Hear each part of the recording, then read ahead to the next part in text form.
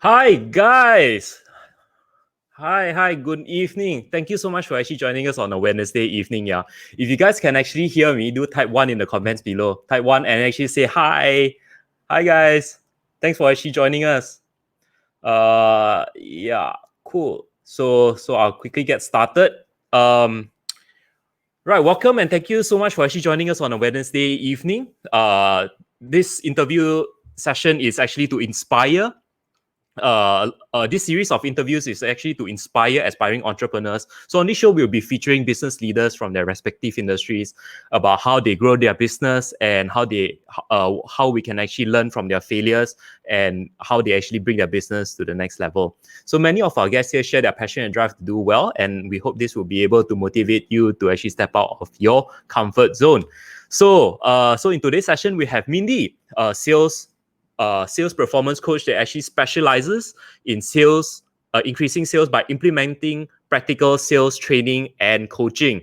So Mindy is here to actually help to change the negative perception towards salespeople by developing more trustworthy sales professionals who are not just only high achievers, but also to be able to gain respect and give a lot of value to their customers. So today, Mindy will be sharing with us, right, how to actually sell during challenging times, how to actually get your customers to trust you, and to and to actually create that urgency to purchase your product. So just before I invite Mindy on, right, I do hope you guys can support this session by sharing this to people whom you think might benefit from this. And if you wish to learn and grow together as an entrepreneur, I do encourage you to come join us on our Passion to Profits Facebook group and also our 100x Connects Entrepreneurs group. This is where we'll be having 2 Zoom sessions every single night, and we have multiple speakers speaking about everything from health, wealth to relationships, all for free. So all the links for these groups will be in the comment section below. So without further ado, now I would like to invite Mindy up to share a masterclass with us. Hi, Mindy. Hello, Jonah. Hi, thanks for actually joining us Hello. today. Yes, thank you for inviting me to your talk show. All right, fantastic. So Mindy, how has it been like? I think recently you have been really busy with trainings, with coaching, and I must say that you yourself as a trainer, coach, you also attend a lot of workshops yourself to do a lot of self-improvement. So do tell us more like how you actually started off your journey as a sales trainer and what was the motivation factor behind it?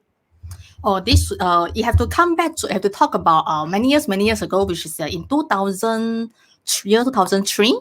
I attended Tony Robbins seminar. Okay, UPW, is it? Is it the UPW, Unleash the the Power Within? UPW, correct. Wow. So that time I was only first year in my university. So I get to know Tony Robbins came to Malaysia during year 2003. So when I get to know this, I'm so excited to meet him. So me and my sister signed up for the course, and the course was very expensive. During that time was 3,000 plus. Can you imagine 17 years ago, the 3,000 ringgit is a big money. So to be honest, I have no money. So I borrowed money from my sister. So we both went together for that event. And after the event, I'm really get excited. And Tony Robbins inspired me to be wanting to become a speaker, someone like him. But to be honest, during that time, I don't know how to differentiate between speaker and trainer. So I just want to be someone like him. Okay, and suddenly he sparked my interest on people development. So in university time, I was trying to find is there any public speaking course. I don't like the course that I selected. Actually, I want to change the course. But in government university, especially I'm studying USM, it's very hard to change course unless you have a very, very good CPGA. Okay, CPG, that only can change. But because I don't like my course, I do very lousy at my course, so I couldn't request for change for any course. And there's no public speaking course in USM. So I was thinking, but I'm very interested in this area. So during my university journey, I went to do a lot of part-time job. So I went to teach tuition. I went to do MLM before because I saw MLM could be a chance for me to be on stage to be a speaker. Okay. Yep. At the same time, also I take voluntary job to start as an assistant coach for my harmonica band in my high school. Yeah. Mm. So I try to take a lot of things now to just to gain my experience, try to see is there a chance for me to polish up my public speaking skill. So until after I graduated, I saw this company is a training consultancy company in KL. So I was living in Penang. So I had to travel all the way to KL for this interview. I remember when I go for the interview, the CEO know that my passion is to be a trainer, okay, to be a speaker. And he saw that I passed with him the certificates that I attended, which is Tony Robbins certificates. And he was really impressed. Now, a young person who willing to spend money to attend the Tony Robbins seminar. But he told me this thing, he said, Mindy, you can't be a sales trainer or you can't be a trainer if you are not a subject expert. Okay, so why not like this one? So you come and join us to start as a salesperson first and see whether it is the area that you want to specialize in. Okay. So to be honest, I have no idea how do I start to become a speaker or trainer. So I said, okay, since this company willing to give me a chance, so I said, okay, why not give it a try? So I started join the company to become telesales. So my first job is really doing telesales, calling to all the corporate company. Okay. And to be honest, the first 3 months I really suck. Okay. And my boss almost asked me, give me a verbal warning, telling me that if you're still not performing, so sorry that we couldn't confirm you anymore. Okay. So that 3 months time, I was really struggling that couldn't get any single sales. And most of my colleagues who came at the same batch with me, most of them decided left the job. They feel that telesales is not the job for them. Sales is not the cup of tea. Many other reasons. So they decided to quit. So I was in the junctions that telling myself, should I go back to Penang? Okay, or should I stay back in KL? Because staying back in KL, to be honest, really like after minus, my salary was 1,500. After minus all the EPF, didn't left a lot, and the living cost in KL is very high. So if I go back Penang, I can have a better life. I can eat my parents. Okay, eat food at my house. No rental. Okay, then I can travel to I can travel every year. But living in KL, there's no saving at all. So I was struggle that time, and it recalled me back that why I started this journey. So I recall back the reason I started doing telesales because I wanted to be someone like Tony Robbins. So that's why I told myself that if this is my dream, die, I have to make it. I have to close all the back door. So I told myself there's no more back door. I cannot go back Penang anymore. I only go back to Penang to only visit my parents.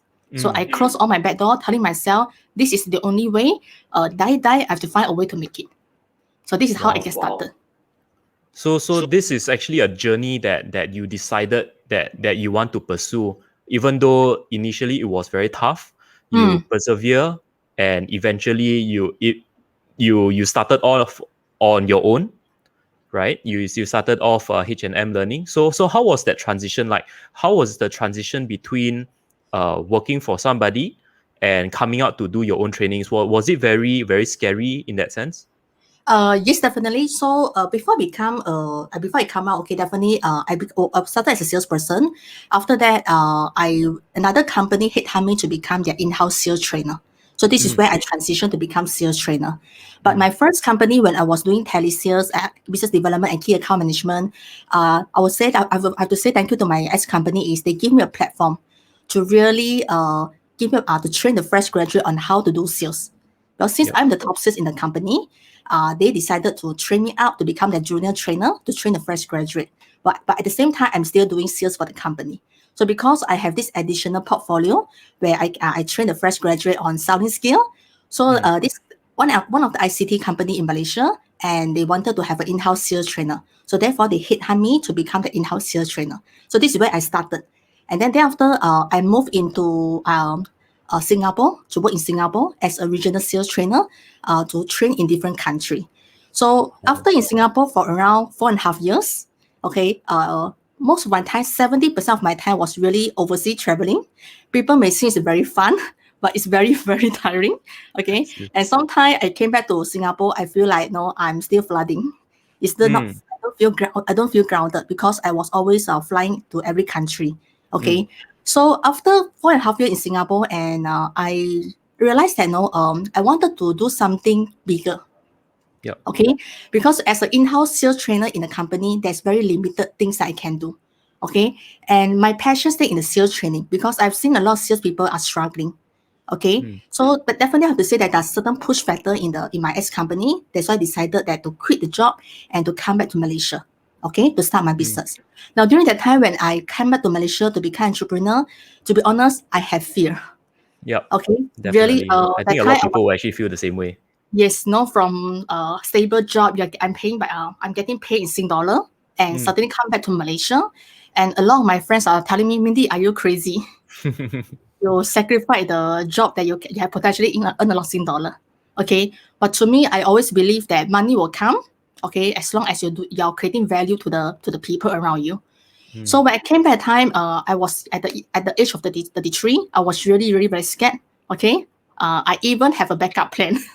I telling myself, if worst case, I couldn't get a job in training. Okay, I would just part time doing Grab driver. Wow. Become Grab driver. Okay. Yeah. And I have to say, I'm very blessed that until now I still don't have time to become Grab driver. Understood. Yeah. Yes, yeah. All But right. the time I was having struggle, I was asking myself, at this age, I already starting having the fear. So if I wait until at the age of 40, I only start become an entrepreneur, the fear will be even bigger because at time the commitment will be even bigger. True. Wow, I really like what you actually said. Like, you said that making money, you actually will believe that making money is actually by creating value to the people around you, right? I Yes, think that's very powerful, lah. What you actually just shared.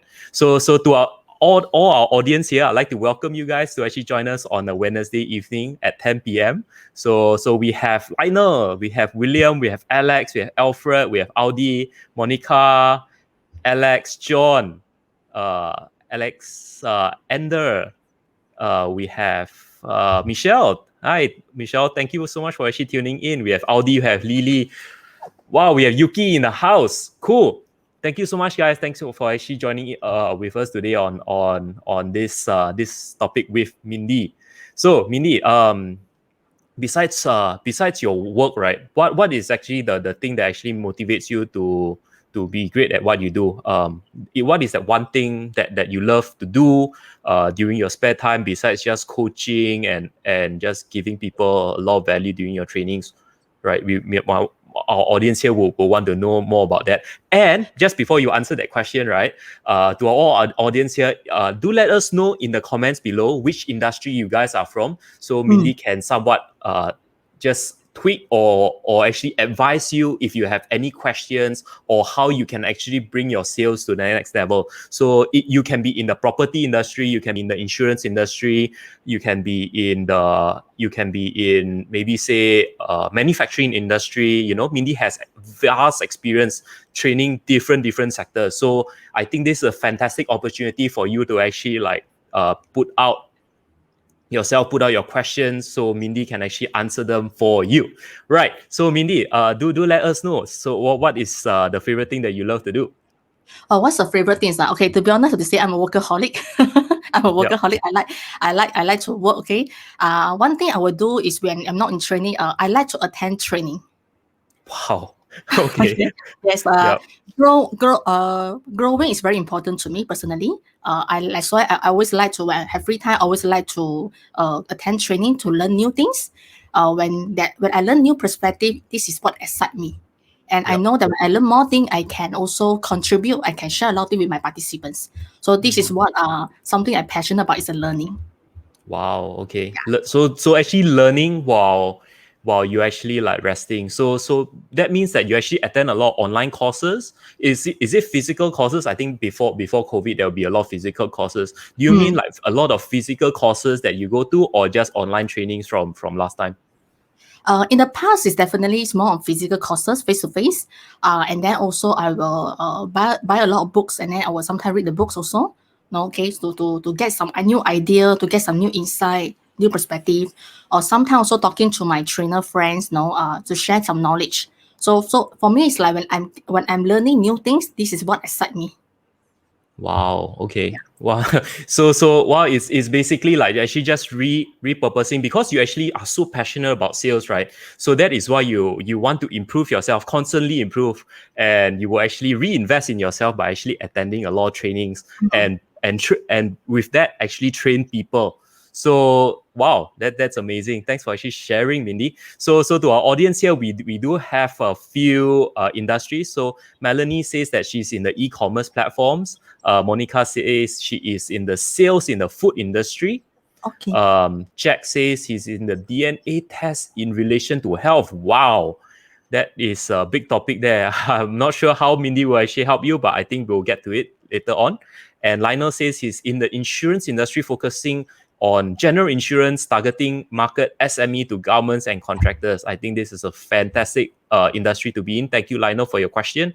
So yeah, Mindy, to actually continue on, I'd like to ask you a few questions about COVID. So the burning question is, how is selling very different in COVID as compared to pre-COVID? Is there a difference? Is it because there is more online? Everybody is now online. You are basically selling it online, not physically. So what are your thoughts on this?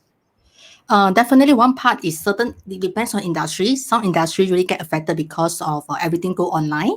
Okay. But another part is that because of the COVID-19, right now a lot of customer, they're having very tight budget. Okay, whether is it the end customer B2C market or B2B customer. So most of the company are very cautious in spending money. Okay, because they even though they have some cash flow, also they're very cautious in their cash flow because people don't know what is the next thing about the next quarter. So there's a lot of uncertainty because of this COVID-19. So a lot of businesses are very cautious in their budget, okay, and their spending. So because of this, in sales getting very tough because when people are very cautious, they only spend money on something that we call a must-have, not a nice-to-have item. Yeah. So salesperson, they found difficulty to sell because most customers were telling them, I have no budget. Okay, I have no needs. All right. Or they will tell you, you'll see a lot of price competition, like your price is expensive than another competitor. So like when this is the time where a lot of competitors throwing price and most salespeople are facing challenges as in when the competitor price is lower than them, how do they sell? Yep. Yeah. Wow. So that is okay. Cool. So in relation to that, right? You actually mentioned that customers will actually say like, no budget. I have no budget to do this. I have no need to do that. This is not a necessity right now. My actually main objective now is to survive.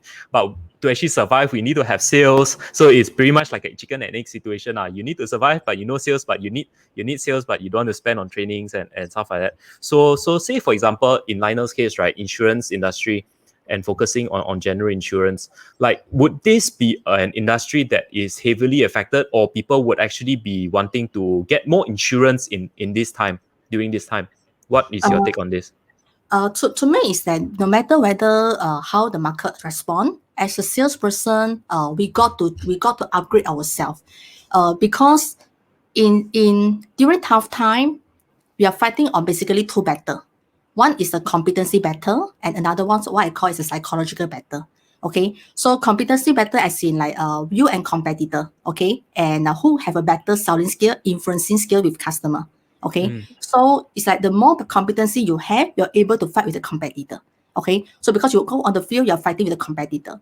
But another battle that you're fighting is not with anybody, is with ourselves. That's why we call the psychological battle. So when during tough time, when you go to approach customer, no matter which industry, most of the customer were telling you, they will give you a lot of objections or rejections, okay, more than in the past. So for example, today we are going to meet 10 customers. So maybe in the past you get 7 reject you, but now maybe 9% reject you. Okay, so the number is getting more. So that when we are getting rejection more compared to the good time, this is where as natural human, we get demotivated very fast. Okay, and maybe sometimes we approach a few customers, not even 7 now, we approach maybe 3 or 4 customers. When these 3 or 4 customers telling us, we don't need your services, your budget is too expensive, your price is too expensive, and immediately we make a conclusion, my product cannot sell. Okay, or immediately we make a conclusion, okay, there is no need in the market. Customer all don't have a needs. So what happens is in tough time, is how can we manage our mental health? Okay, how can we motivate ourselves so that even after you're facing so many objections, you can still quickly stand back and fight back? Okay, so it's not about how many times you been knocked down by the customer, but how quickly you can stand up and then fight again. So when your other competitor being rejected and they get demotivated, but how can you step up faster than anybody else and go and fight? Okay, so whoever can stand up faster and fight back, okay, and fight in the market, you are able to win the game. Okay, so right now in doing sales, very tough because it's about persistence. It's about persistent. A lot of competitors, after they do follow-up call for 3 times, 4 times, and customers still don't show any interest, they will give up already. So if you can consistently, okay, call them number 5, number 5, number 6, number 7 time until they remember you. Okay, sometimes when the right timing is here, is come, this is where you grab the opportunity. While the rest of your competitor already give up already. Okay, so to me, persistence is very important. How do we get ourselves to stay motivated during tough time? This is critical part. But definitely another part is the skill. Okay, what kind of skill required in selling in tough time? Awesome. Right. So if you say about persistence, right, I myself, I do have a question. But before I go to my question, right, to all audience here, do type in your questions that you have below, right, relating to your own industry. Say, for example, you have questions relating to insurance, or you have questions relating to the sales in the food industry, like Monica, or you have questions relating to e-commerce, like Melanie. Do type in the comments below so we can answer the questions one by one. Right. So King Fai actually says personal training, fantastic. So what kind of questions you have for Mindy? So Mindy can actually cater specifically towards helping you solve your sales issue, right? So Mindy, my question about persistency is, if you're actually persistent, I myself, I actually experienced some people that are very persistent, but it comes to a point that I find it a little bit annoying. That they are very persistent, and I already say not interested, or maybe sometimes I didn't say I'm not interested lah, but maybe I say like maybe not now, Then they say like, oh, can I call you back in 2 weeks time? I'm like, okay lah. Then they call me back in 2 weeks time. It's like, maybe not yet lah. Then they after that, yes, they are very persistent in that sense. Is that the best way to go about it, or is you do funneling? You do funnels, and then when people are actually really ready, they approach you, then only that you do the sale, instead of you as a salesperson constantly approaching the customer. What's your perspective on this? This one I do agree with you. Sometimes, Jonah, I also receive a lot of telesales call. Okay, either from bank, from property, okay, from many different salesperson. And as you say, that persistence is good, but it's the approach. It's the approach. So if we are very product pusher approach, then customer will perceive us as very pushy.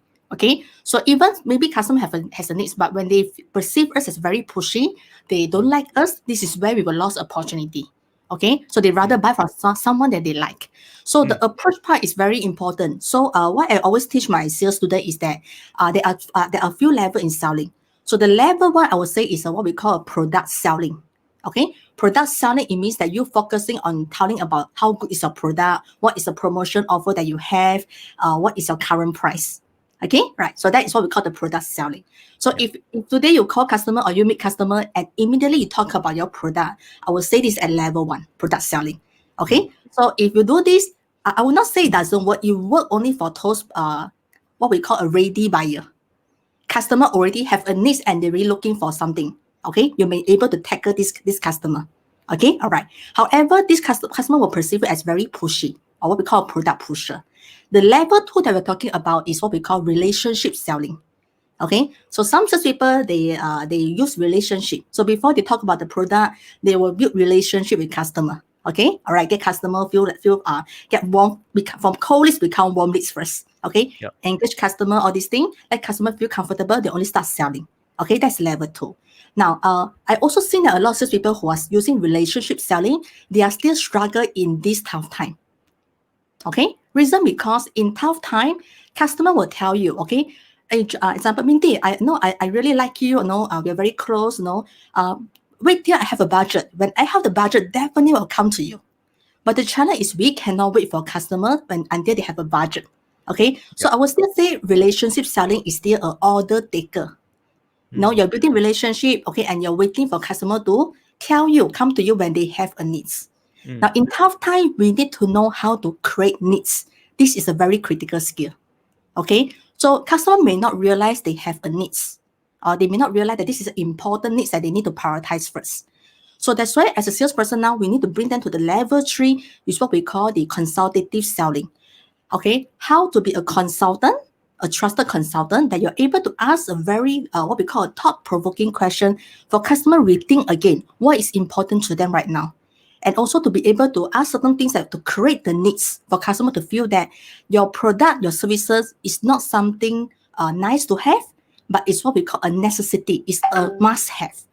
When they feel that it's a must-have, definitely they will allocate their budget to buy your product and services first. Because to them, they need to prioritize their budget. So that's why I would say salesperson, we got to level up ourselves to level 3, how to create the needs. And the level 4 will be the value selling, okay, where how do you sell beyond just pricing? How do you demonstrate your value to customer to see? Okay, because when you demonstrate the value, it's not just about the product value.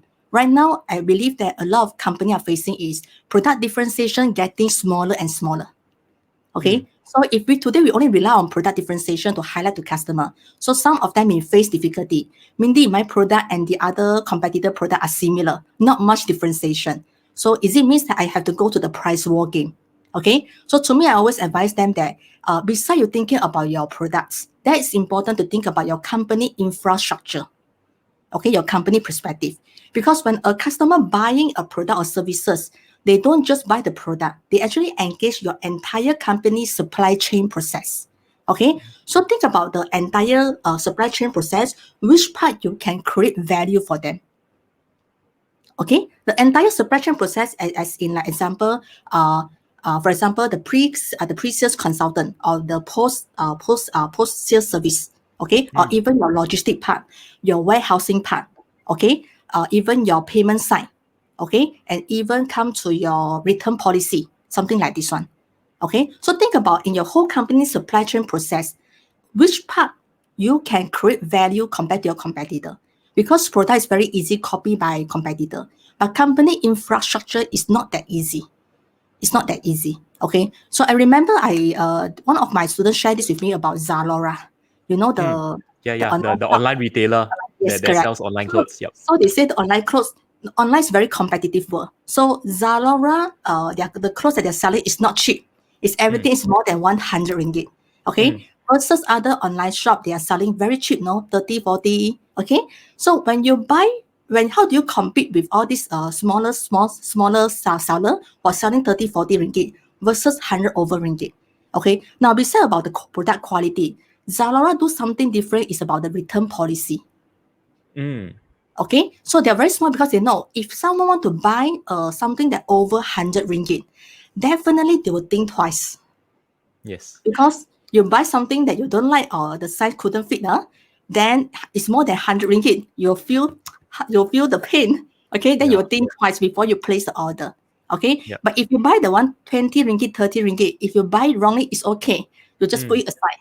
Okay, so how Zalora, they understand the customer buying psychology and they are start thinking from my company process perspective, which part I can create value to my customer. So they improvise their what they call the return policy process. Okay, they make it very simple, easy for people to return, so that people will not have headache to return. So this is why when people wanted to buy more than 100 over ringgit stuff, because the return policy is so easy, people will just buy first. Correct. Okay, so this is one example that one of my sales students shared with me about Zalora. Okay, so I feel that it's not just about something we can learn from Zalora, but definitely when your customer buys something from you, it's not just about your product. They engage your entire company services. So think about which part of your company services you can create value for them.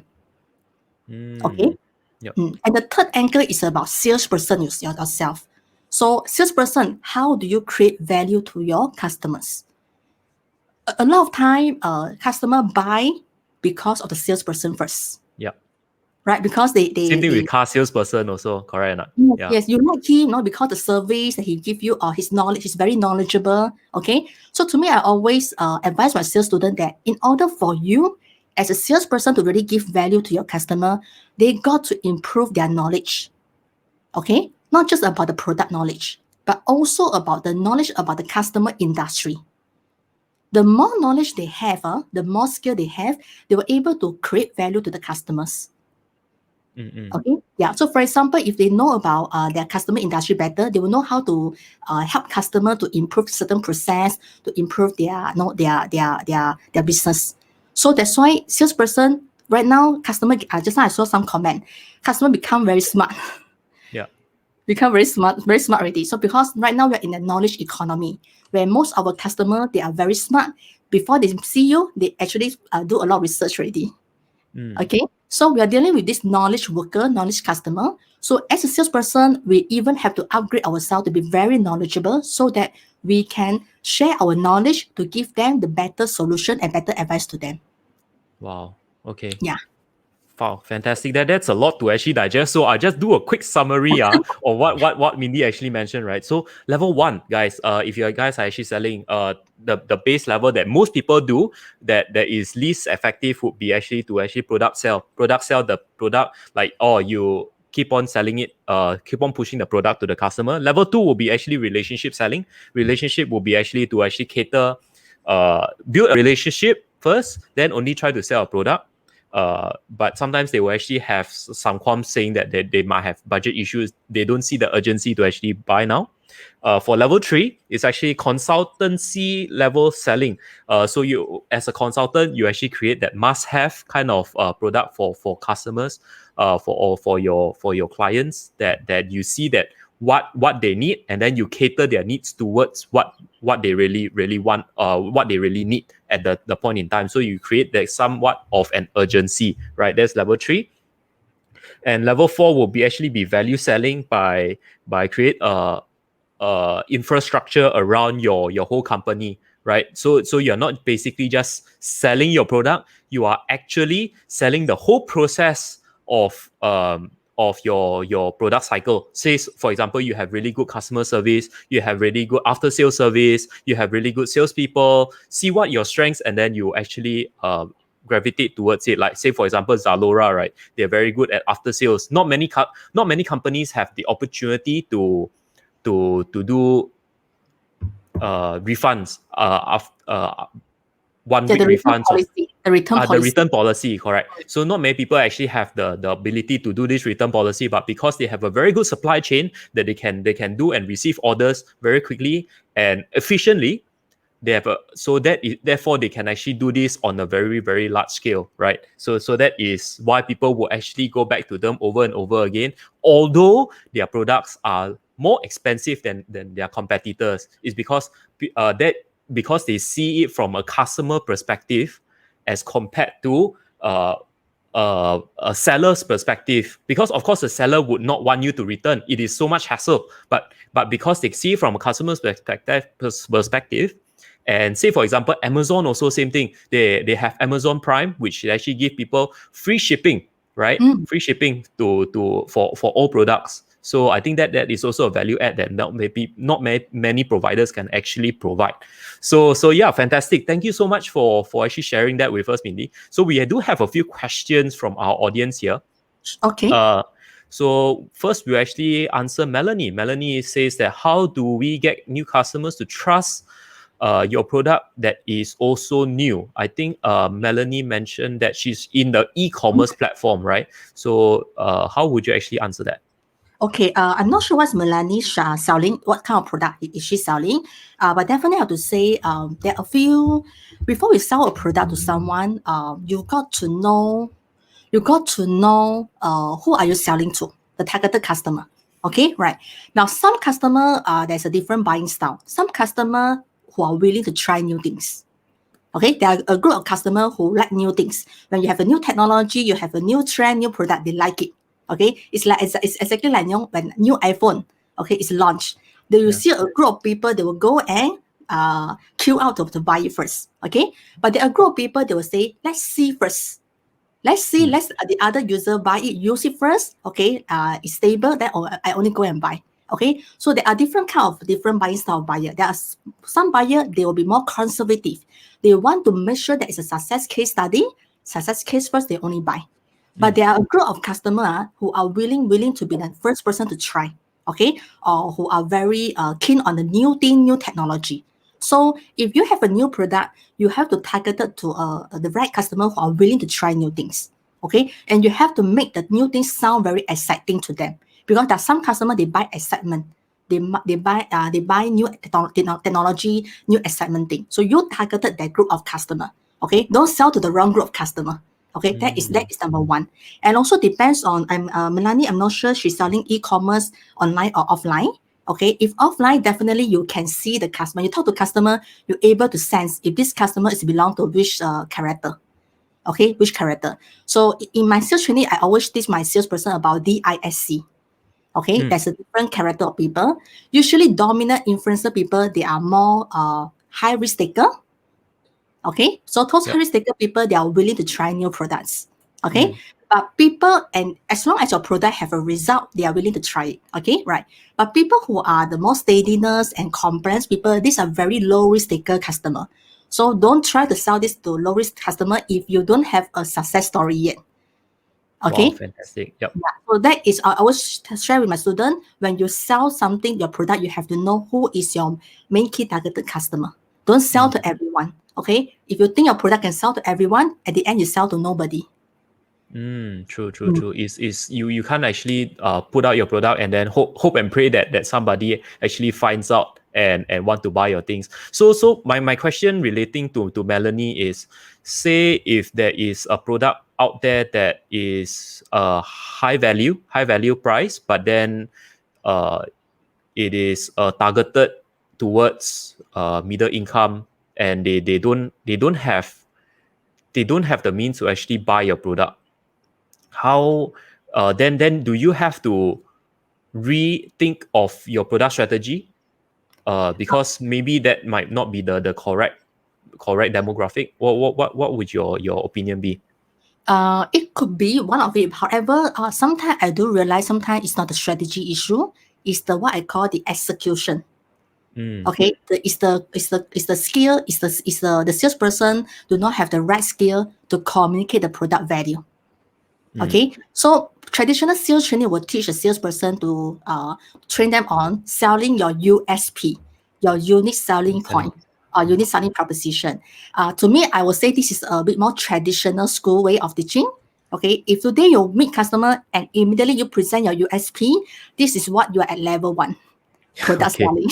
Yeah. Okay, because to customer, your USP may not address my concern, my needs. So some of your USP to me is what I call irrelevance to me. Yes. Okay, it will be irrelevant to customer. So that's why I want to know, it's important salesperson need to go to level 3 consultative selling. Is you got to spend time, understand your customer first. Understand their situation, understand what are the problem are they facing, okay, or what are the brand they have tried before, or what are the service provider they have tried before, and how was their experience. The more you understand your customer, you're able to find out which of your USP is relevant to them and is important to them. Okay, then you only highlight those important to them. But some people also did ask me, Mindy, what if some of the things that is very important to customer but they did not realize? So that's why I say that you have to know how to create the needs. Okay, some of your USP may be important, but customer did not tell you, or they did not realize this is important. So we don't just telling them. We have to use a questioning technique to let them aware how important is this thing to them. Okay, let me give an example. One of my clients doing, they are doing very technical things, and one of their differentiation is their company provide troubleshooting. Okay, so when they present to a customer, they mention, we provide free troubleshooting for you, compared to other competitor do not provide. And to customer, troubleshooting sound like nice to have to them. Okay, that's why they say, no, I don't need the troubleshooting. No, you just give me better discount. So until I ask my client, what would be the consequences if the customer do not do troubleshooting before they install your products? And they tell me, if let's say they don't do troubleshooting and they install the product, okay, potentially it may damage their system. Then I ask them, so if they damage the system, potentially how much the system will cost the customer? And he tell me that $1 million. So I said, that's a very good selling point. So I say, how much is your product? Your product price higher than competitor? You see, a few thousand different. So I say, so when you sell your differentiation point, you don't just mention, we provide free troubleshooting, but you have to also highlight the consequences. Okay, if customer you don't do troubleshooting, what will be the consequences that you may need to face, and the damage cost is bigger than they are going to invest. So $1 million versus additional few thousand, definitely they were able to make a better decision. So Wow, sometimes I feel definitely. that sometimes I feel it's not about the strategy or issue. Sometimes it's about salesperson. How do we communicate the value for customer to see? So when we communicate value, you understand customer needs first and pinpoint which is important to customer. And after you know already, you must translate into consequences or what we call problem. Don't just talk about the benefit. Okay, benefit to customer, especially in this tough time, it sound like nice to have. It sounds like nice to have. You translate into a problem, the consequences. If you don't have these services I provide to you or this feature that I have, what will be the potential problem that you are going to face? Something like actually pointing out what is the pain point. What is their pain points if they actually didn't actually engage with you, right? Or The yes, consequences of actually not engaging you, the consequences are actually higher or more damaging than if you do not, right? you're right. Yeah. So when the pain is bigger and they saw the loss, but sometimes may not be direct losses, but potential losses. When they see the potential losses is bigger than how much they're going to invest, this is why they will think they will rethink again their decision. So even no, right now at the beginning they have no desire to want to have your product, but now the desire started increase. Okay, so this is how you communicate value and how do you create needs for the customer. Okay, so you're planting a seed for the seed to slowly growing at the customer mind. Wow, So that's that is very the level powerful. 3 and level 4 of selling. Wow. Okay. Yeah. I think a lot of people are actually getting a lot of value from this. If you guys are getting a lot of value from this, type 1 in the comments. Yeah, type 1 so we know and we can and also smash the heart and like button on Facebook so you can actually give Mindy more more motivation to actually share more with us, man.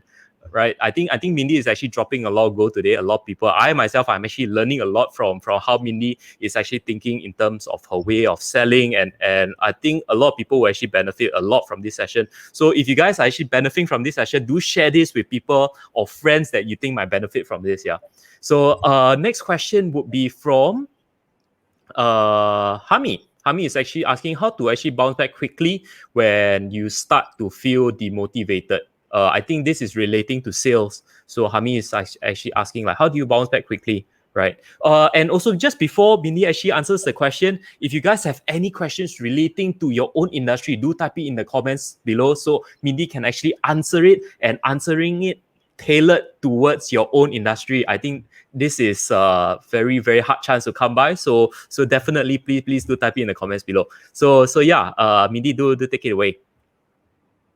So just now, Jonah, what is your question ready? This one, how to actually bounce back quickly when you start to feel demotivated. This question is by Hami Sawai. Hello, Hami. Okay, good to have you here. Okay, I would say, okay, how to do this? You have to know what is your character style, because different character motivate yourself differently. Okay, first you got to understand yourself first. So are you more on the some people they have this natural very strong will. Okay, they can get up very fast. But some people you need to have a environment. You need the environment to support you. Okay, so if you realize that you need the kind of environment to support you for you to be able to stand out quickly, then you have to find the right environment.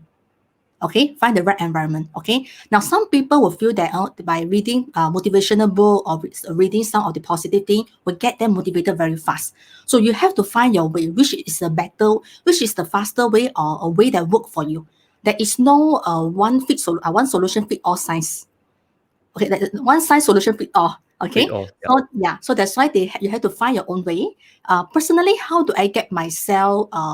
So I'm human also. Sometimes also feeling up down. We are all human. Okay, so personally, how do I get myself to to stand up and then fight back again very fast? Is I only allow myself to be feeling down one day. Okay, so for example, that day I'm having a very lousy day. Okay, I don't feel that I'm performing very good or whatever reason, I'm feeling very demotivated. Okay, and I'm telling myself, okay, tomorrow will be a new day. So I only allow myself to have this emotion for one day. Tomorrow is a brand new day. I need to get back again. So that is a mindset that I set to myself. Wow, Okay. fantastic. I think that should actually answers Hami's question. Thank you so much for actually answering that for Hami, Mindy. So Keng Fai actually has a question about how about web development services. I think maybe Keng Fai, will you be able to will you be able to elaborate on this a little bit more so we can actually answer it a bit more in depth, and then we will go on to the next King Fai. Wow, we got two King Fais in the house. So Oh, this is another King Fai. King Fai is actually asking how do you actually close a sale without coming off pushy or being a con man. I think how would you actually answer this? I think this is go okay. ahead. How would you actually Okay. answer this? So, King Fai, okay. So, how do you close the sales without coming off as pushy? Importantly, is start the conversation with asking question to understand customer. So, to me, to be a good salesperson, is someone must have a very high curiosity. Okay, so you must be curious to know about your customer. When you're curious enough, you'll start asking questions, understand them, okay? When you get to know them better, you will know, okay, whether at this stage, what is the interest level they have towards your services. Okay. Sometimes, especially when first we approach a new customer, we have to understand that sometimes may not be the first call immediately you can close them or you can get their interest because every customer, their buying pattern is different. Some customer they make decision very fast, but some customer they need some time to think or they need you to call them a few times. Then only they can make a decision. Okay, so that's important that especially the first call, don't give yourself too much pressure. Telling yourself that the first call is always qualifying your customers.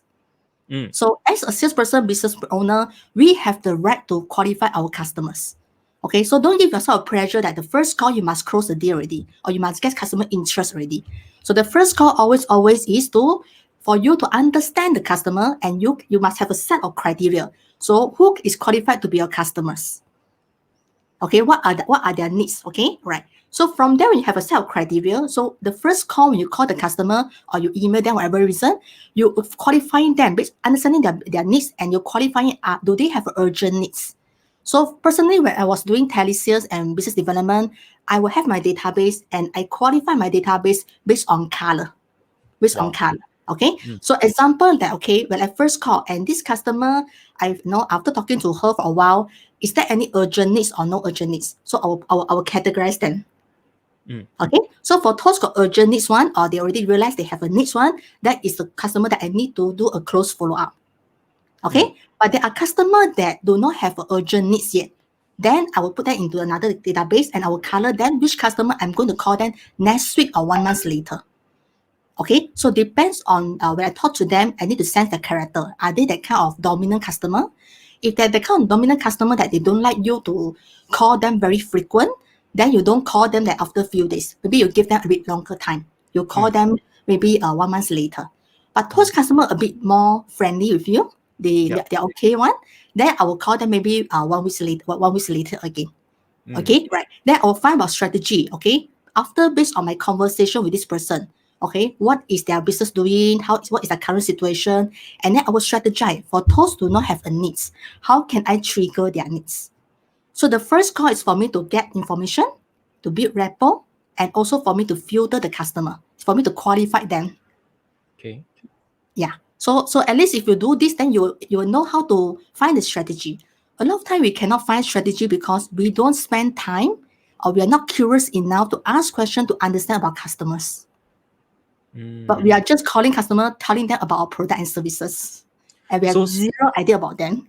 I see. So the biggest thing would be to actually start asking questions. Don't come onto the call and then straight away start selling things, because not every customer is your customer, right? Not every customer that you call up would actually need your thing, right?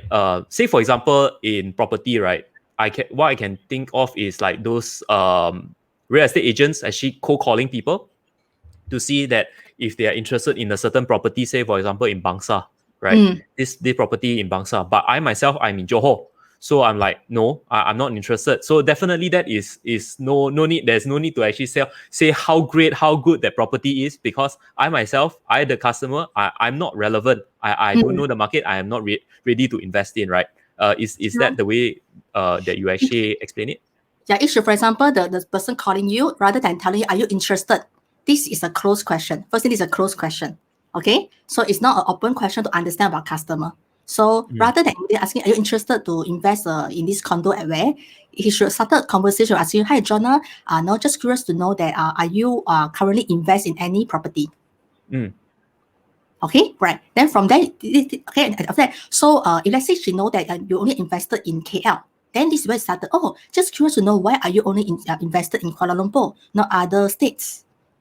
Okay, so when you get to know the customer belief system, when you ask certain question and based on the customer response, you're able to understand their belief system, and you will know how to change your belief system or how to help them.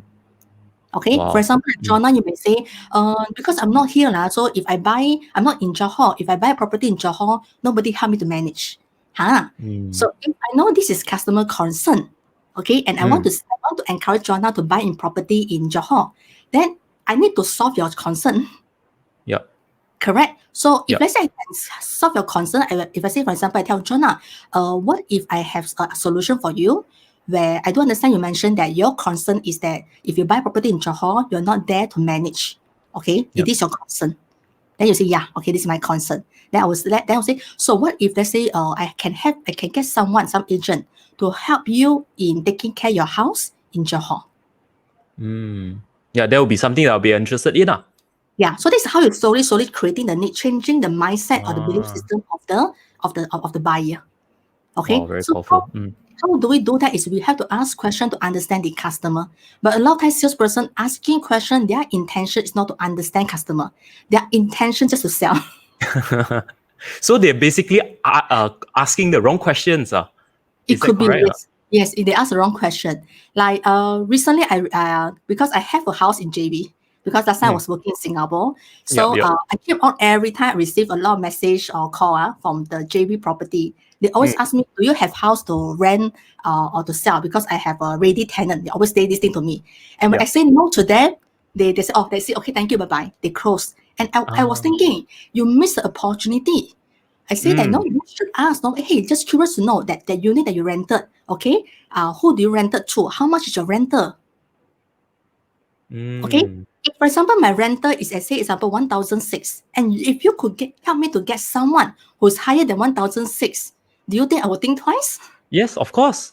Yeah, I would think twice, right? Got people, let's say, wanted to rent 1,008. Then maybe I will talk to my current tenant. Hey, I want to increase 1,008. If you cannot, then I need to get another tenant coming in.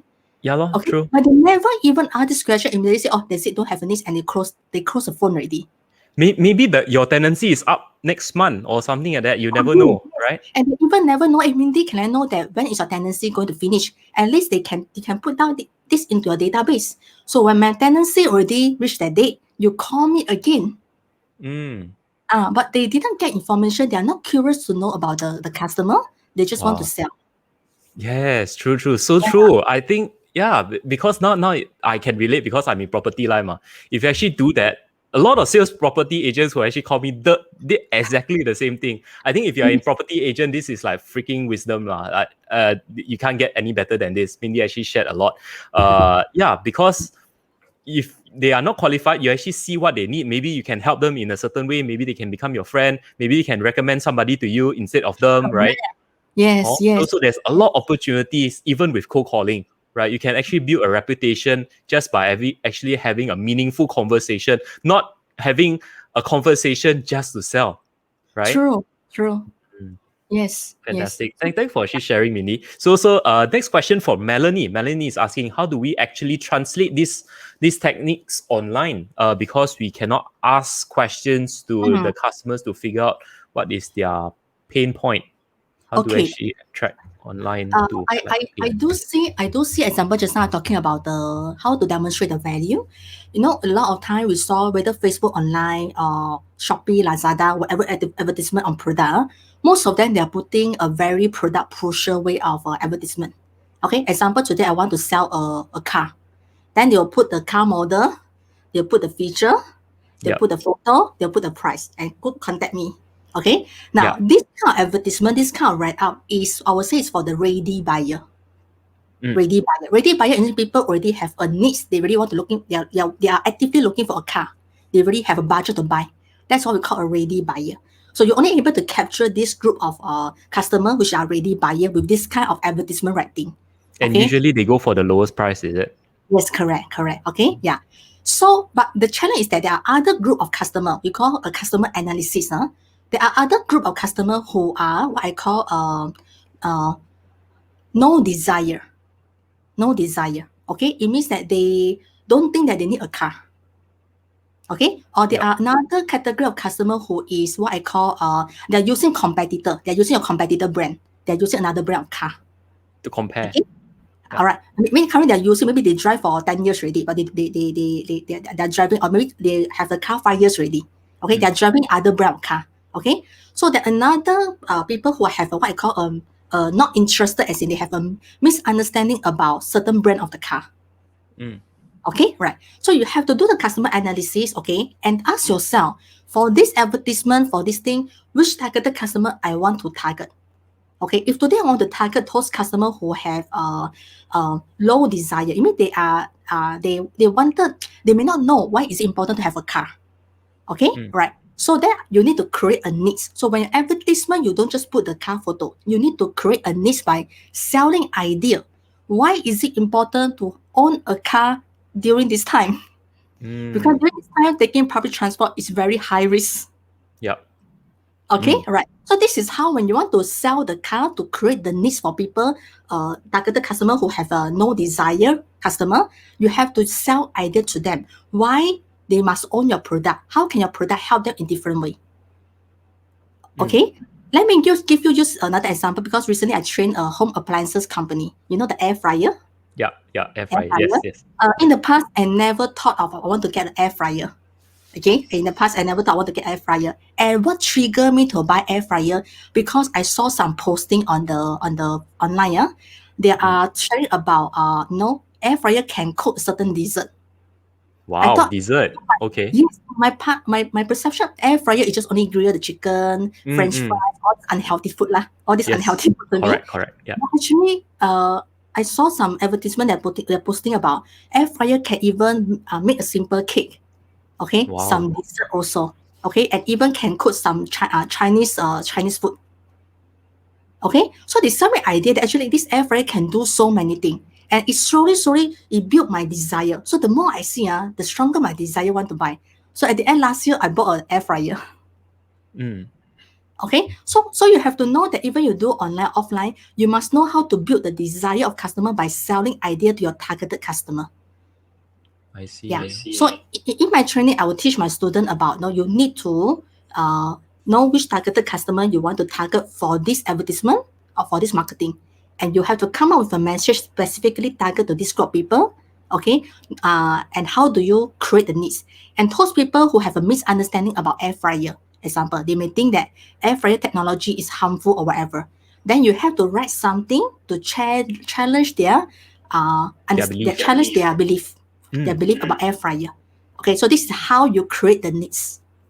Wow, what you actually mentioned is very true, because what I'm thinking is you are actually storytelling them first, but at the same time giving them value, as in like you are actually educating them. Why like coming back to the example of the car one, which I can totally relate, right? Because in this COVID situation, taking public transport is very dangerous. So that's why you need to own a car. So actually talk about a story, and then you talk about the dangers and all. And then after that, the call to action is actually your solution, which is to actually sell you that car. And then this car has these things, and maybe got like special air purifying properties, or you can throw in a free air purifier or stuff like that. Then people are like, oh, wow, okay, I actually learned something, and I don't mind actually taking action, or maybe call this person to actually ask a bit more, right?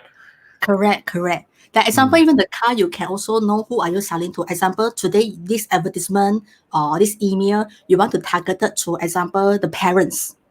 Okay? So when you write the copywriting, you targeted, parents, are you worried about your children, okay, taking public transport to go to work? Okay, right. So because parents naturally they worry about their kids one. So when you're able to sell these things, this idea to the parents, sometimes the parents will help the kids to pay the installment. Okay, so that's why you have to do it differently, not just about selling to only the person who buy, but selling to their parents who are willing to pay money for their kids to buy the car. Oh, okay. Mind blown. Poof. But yeah, it's very true. It's very true. Yeah. Wow, fantastic. Thanks for actually sharing. If you guys are in the audience, if you're actually getting a lot of value or you're actually thinking what Mindy sharing is really, really, really good, type 2 in the comments, type 2, right? So, and also smash the love and heart button to actually, let us know that you're actually enjoying the session very much. So our next question is from Monica. Monica is actually asking any general advice for compliance profile introvert sales. What else can we do if we are not sure about the profile behavior of our customers? Okay. If you're a general, And this is referring to how can I leverage on my compliance profile in selling? Okay. So Monica, if you're a compliance person, now compliance person, you have your strength. Okay, you have your strength, and you must know how to leverage your strength in selling. Okay, compliance person, your strength is you're a very knowledgeable person. Because you before you meet customer, you do a lot of preparation, you do a lot of research, you do a lot of study, make sure you know this thing very well. You only go out to sell. So your strength is you sell a lot of on your knowledge. Okay, you're very competent, you're very knowledgeable person. So when you for a compliant person, when you go to meet customer, you need to you can share with customer about the things that they are not aware. So sharing your knowledge as a giving values to them. Okay, this is how you impress them that you are not that kind of typical salesperson without knowledge. You are a salesperson that with a knowledge. Okay, this is one way. Now, also compliant person, how do you know your customer profile? Because definitely you are not asking your customer, hey customer, can you do a assessment for me to know what is your profile? No, we can't do that. A simple way for you to know what is customer profile, very quickly, you look at the way they talk, the behavior. Are they a fast-paced person or are they a slow-paced person? Okay, so if they are fast-paced person, then because Monica, a compliant person usually are slow-paced. Because compliant person, before you talk, you need to think. You need to think. Okay, that's why you're a slow-paced person. So if your customer a fast-paced person, then you know they are totally opposite with you. Okay, so for a C person, when you're dealing with a D or I person, which is a very fast-paced person, you got to speak faster.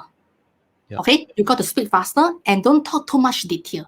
Because compliant person talk very details, very structured, systematic, very, very details. But the fast-paced person, they are a big picture person.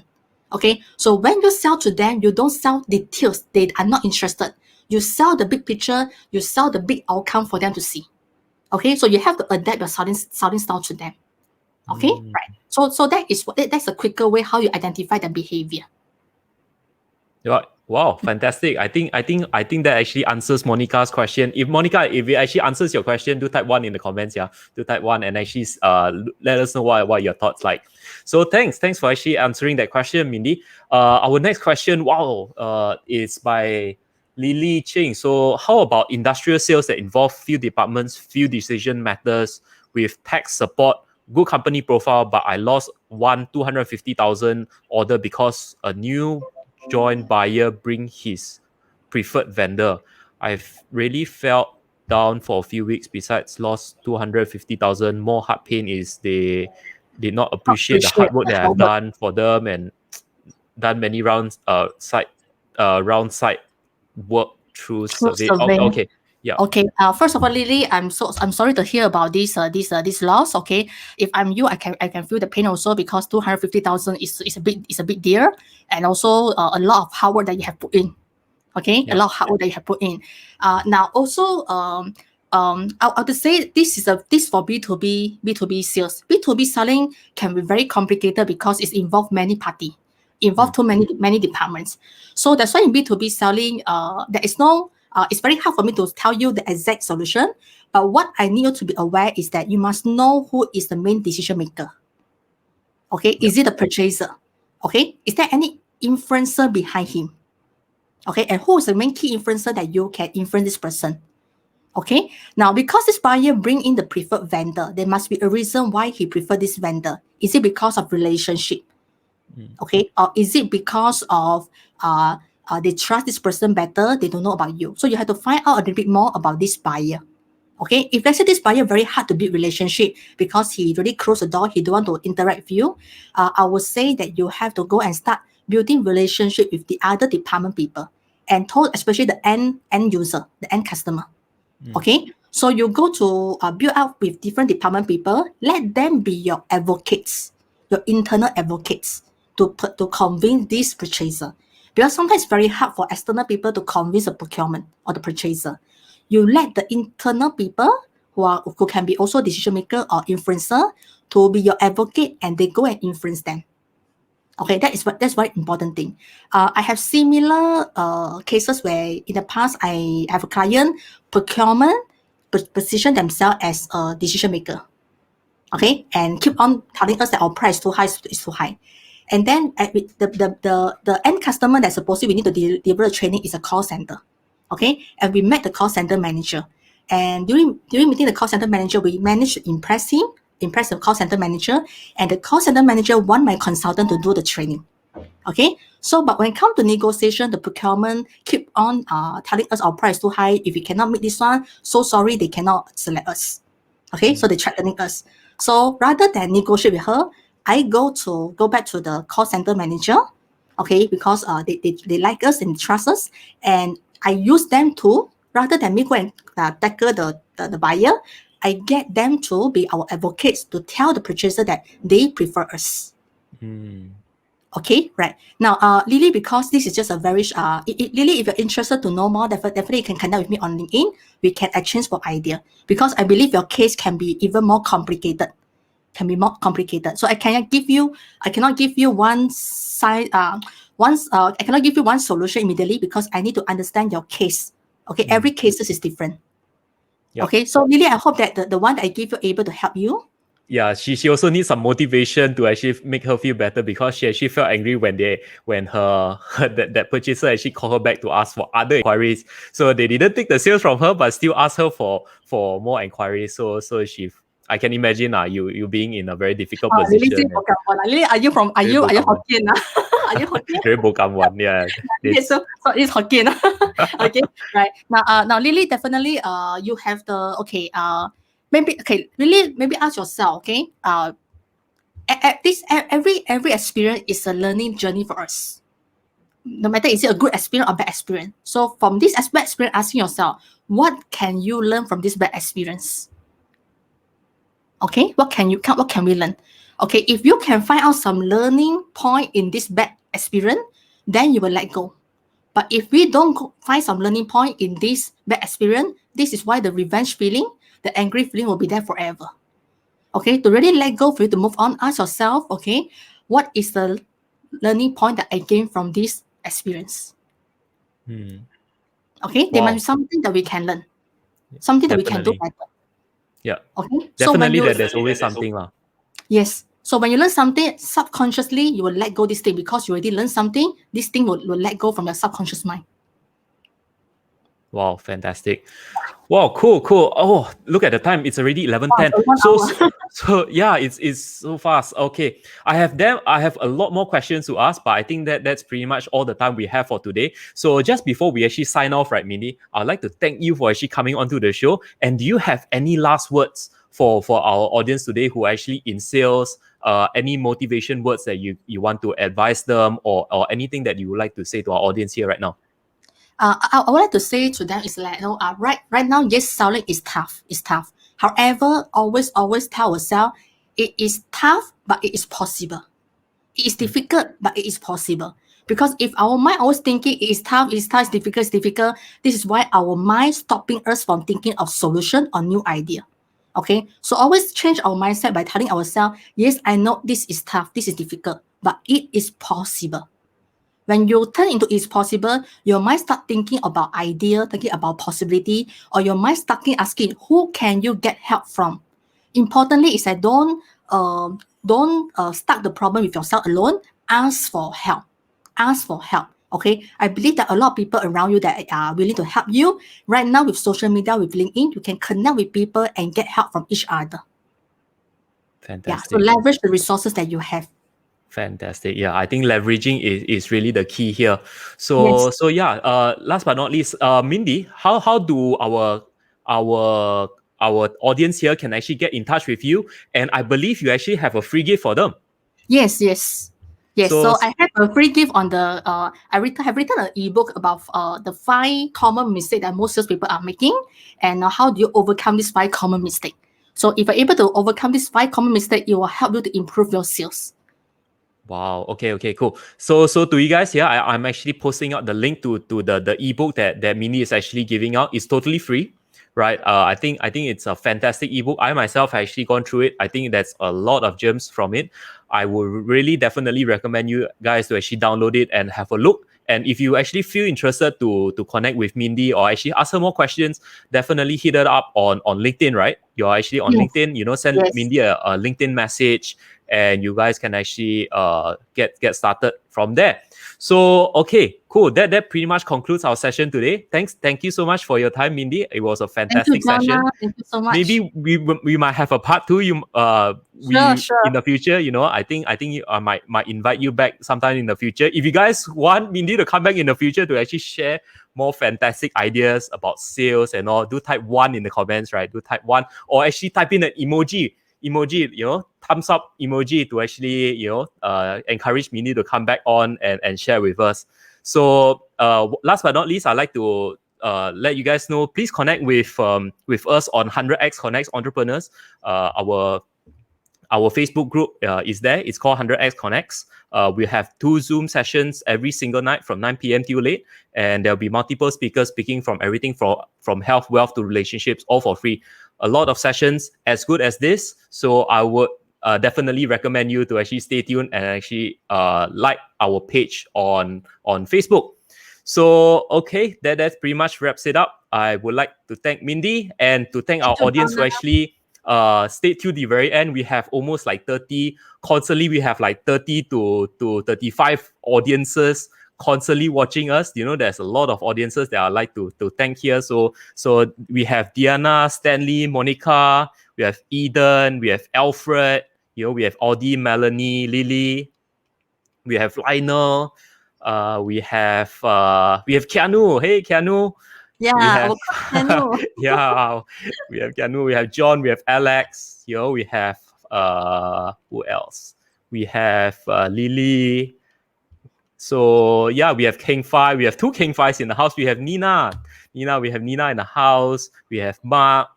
Guys, thank you so much for actually for your questions and for actually staying till the very end with us. It means a lot to us, and we will see you in our next session next Wednesday. That's when we'll be bringing on Purple. Cool. All Oh, right. thank you, Yeah, we'll bring Jonah. on. Thank you, All right. Thanks, everyone. Mindy. Have a good night, and I will Yeah, see you in the next session. Bye, sure. guys. Thank you. Bye.